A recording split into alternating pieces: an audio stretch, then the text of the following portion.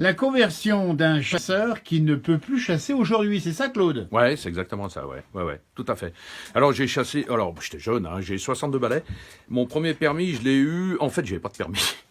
J'avais pas de permis, j'avais un grand-père qui était braconnier dans le Comte de Savoie.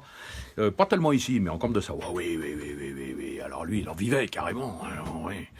Et donc j'ai chassé, on va dire, facilement, couramment, et de nuit même, souvent. Je braconnais aussi, j'avais 14 ans. Ah oui, Ouais. donc les chasseurs de chamois, on voit ici les chamois. Ah, j'ai des belles pièces. On voit aussi les sangliers ici, Ouais, dans ouais, le petit bateau ouais, de sable. Ah oui, il y a des rois, hein, il y a des rois. Mais chasser avec éthique, par contre. Hein. Ah, par contre, j'ai toujours chassé avec éthique. Hein. Bon, C'est toujours... quoi chasser avec éthique, ça veut dire quoi?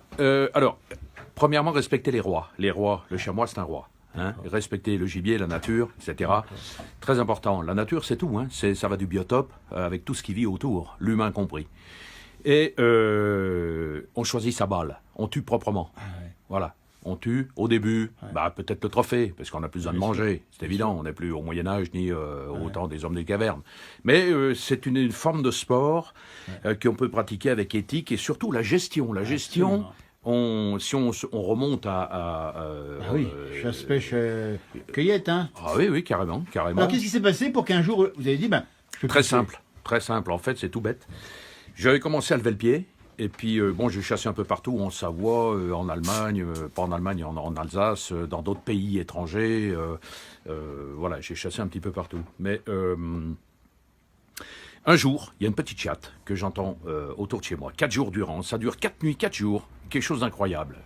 Une petite chatte qui ne buvait pas, qui ne mangeait pas, qui souffrait, qui était toute seule, etc. J'ai dit, je vais la tuer, je vais liquider, parce que trop de chats sauvages par autour de chez nous, une de plus, une de moins, ça fera pas la différence. Pouf, alors je me planque la nuit, et je la vise, loupé. La deuxième nuit, un petit pognon, un sandwich, on tient le coup, tenue gilet, paf, loupé, la balle lui passe juste à ras le nez, j'ai dit, toi, c'est marqué.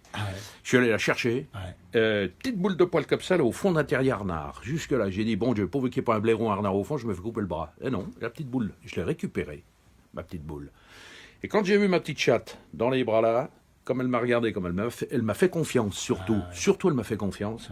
J'ai dit, terminé, pourtant j'adorais les chiens de chasse, voilà. Non, là, cette petite chatte, j'ai dit terminé, je déchire le permis, c'est fini, je chasse plus. J'ai tout raccroché, finito, je ne tue même plus une araignée.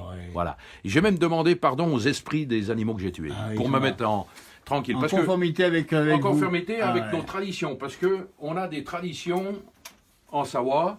Les gens des villes sont coupés de ces choses-là. Vous savez, moi, je travaille au pendule, je trouve les sources, etc.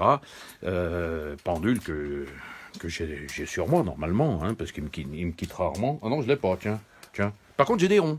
Par contre, j'ai des ronds. Et du coup, donc, s'il est là. Mais alors, est-ce que encore l'esprit chasseur est parti de vous? Là, mon pendule. Mon pendule, dis donc. Pendule, voilà, je trouve la flotte et tout ça.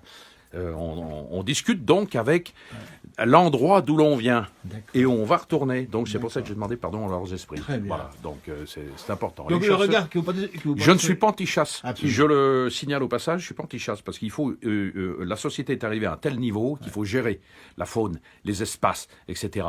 Voilà, par exemple nos paysans qui entretiennent les grands espaces des montagnes, etc. Tous ces gens-là, faut leur faire confiance. C'est important, faut les soutenir. Surtout, faut les soutenir. Voilà, la chasse a toujours fait partie de la vie des espèces qui sont plus intelligentes les unes que les autres ou moins. Mais je suis pas anti-chasse. Voilà, je comprends parfaitement le fait qu'il y ait des chasseurs, qu'il y ait une gestion de la faune sauvage. J'en ai fait partie pendant des dizaines d'années. Mais mon concept personnel désormais, c'est je ne chasse plus, je ne tue plus, je fais plus de mal à aucune bête. Merci beaucoup voilà, pour ce témoignage étonnant de Claude ici à Neuve-Parmelan. Ah, Neuve-Parmelan. Merci encore.